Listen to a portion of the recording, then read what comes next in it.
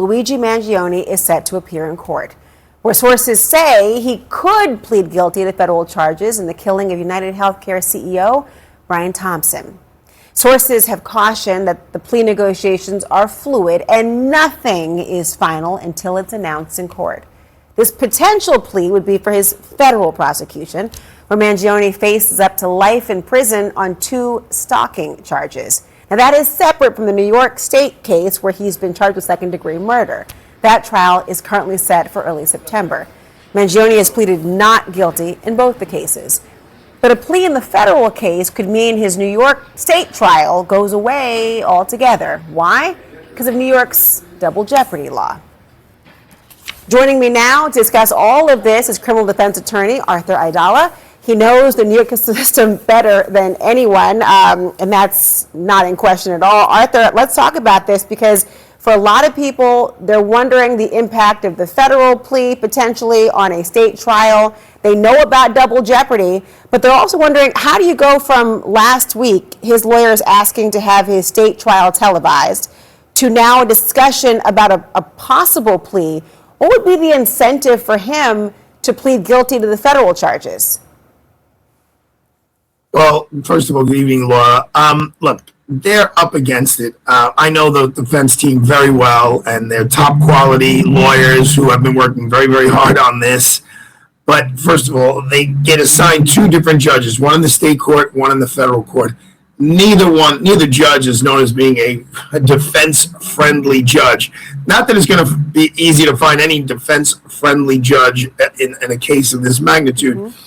But the idea, I think, is if he pleads guilty to the federal case, then they go in front of the state court, and now he's on the mercy of that judge, who is a former federal prosecutor, I believe, for 12 years. Then he goes to the state court judge, Judge Caro, and says, look, this is double jeopardy. Basically, it's the same exact act, and he's being charged in 2 different jurisdictions, and that's just not right. That's just not the way our system is set up. So, New York State judge, now that he's pled guilty to the federal crime, please dismiss this case and just let the federal court deal with it. It's in the realm of possibilities. It's not such a long shot. Mm-hmm.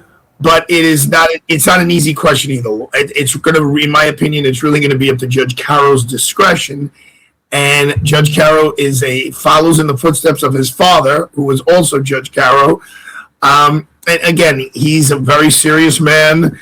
Not a lot of jokes going on in his courtroom.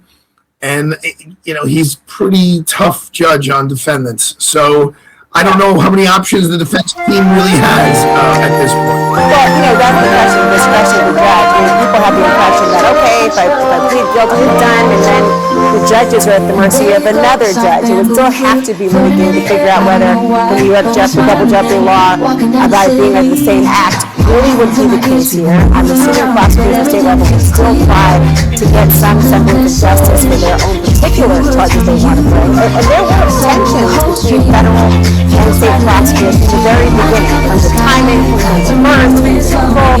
How do you think the state prosecutors feel right now that the feds may be trying to cut off the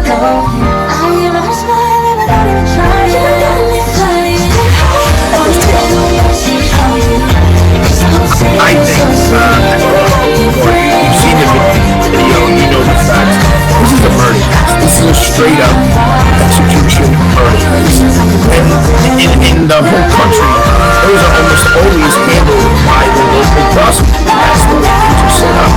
This federal thing of stalking, interstate commerce, interstate liens, which is like cell phones, and here it's about Luigi going from Georgia up to New York and following Brian to kill him. Look, that's how they kind of shoot him. Usually, as you know, it only winds up in federal court when there's some real hole in the state case, and the state can't really prosecute. Here, we got the video, the judge is letting in the backpack, the judge letting in the journal, the judge letting in the gun. It's a pretty clean state case. So I don't know why the feds are involved, except the federal prosecutor initially got involved. It was a very much less publicity-seeking prosecutor.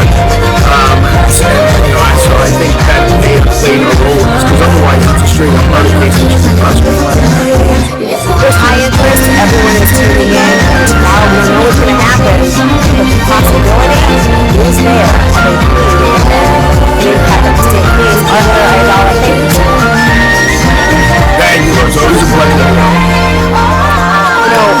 Luigi Mangioni's fans, we'll call them, have raised more than $1.5 million for him on Give, Send, Go.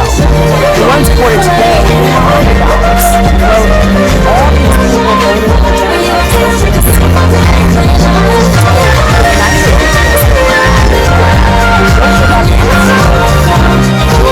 Joining me now is Sam Weaver, spokesperson for the group that helped organize the Give, Send, Go fundraiser for Luigi Mangioni. Sam, welcome back to the show. You heard that one donor urge Mangioni not to give up. I'm wondering, how will you and his other fans feel if he does give up and pleads guilty? Thanks for having me back on. You know, it really doesn't surprise me that the federal government would want to strike a deal in an effort to put this whole rather destabilizing chapter of the American story behind that.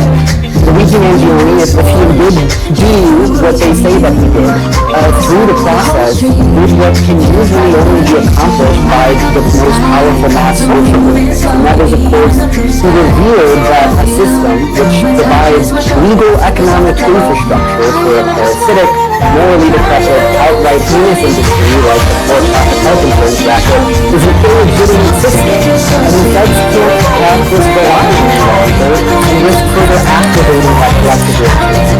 So I think if Luigi thinks that this is best, then we don't know what's going to happen tomorrow. I think we should propose it. The way you speak about Luigi Mangioni and your opinion of the healthcare industry, like you really suggest, look favorably with the effect of what he's doing on his actions. Do you think it's appropriate to kill a representative of a healthcare industry because you take issue with the healthcare industry? That's obviously an important question, and I'm grateful for you asking for it, but I can't help but think it's the wrong question, or at least it's not that interesting. I think it's interesting. I'd like to hear your answer to it, because you almost describe him as a hero, and I understand your views on the healthcare industry, and certainly people take a lot of issues with it. You call it parasitic and beyond, and I think a lot of people do take issues with the healthcare industry. But my question, which is particularly interesting, is whether you think it's appropriate to kill somebody who represents that industry, you take issue with the actual industry itself. It seems like millions of people around the globe proclaimed loudly and unison that they felt that genocide or the killing of a tyrant was justified. I've got your storytellers who asked, why did they do that? And they seem to feel like the killing itself was not the crime in question, but in fact there was a much larger crime scene in question, one that spans an entire industry that's publicly traded on the New York Stock Exchange. I'll be curious to see if jurors, if this case has been trial, is that same presentation of persuasion from the defense as where the prosecution would say the crime that they prosecuted is the one that involved the murder of an individual, and of course Luigi Mangioni is presumed innocent. Sam Beard, thank you. Thank you. A quick programming note, we're covering the Lindsay Clancy murder trial tomorrow on CNN All Access. Our coverage begins at 8:45 a.m. Eastern. Hey, thank you all for watching. The story is next. There you go, a soft bamboo shoot, floating in the air, I don't know why, but I'm smiling there, walking down the city. Headphones in my ears, people.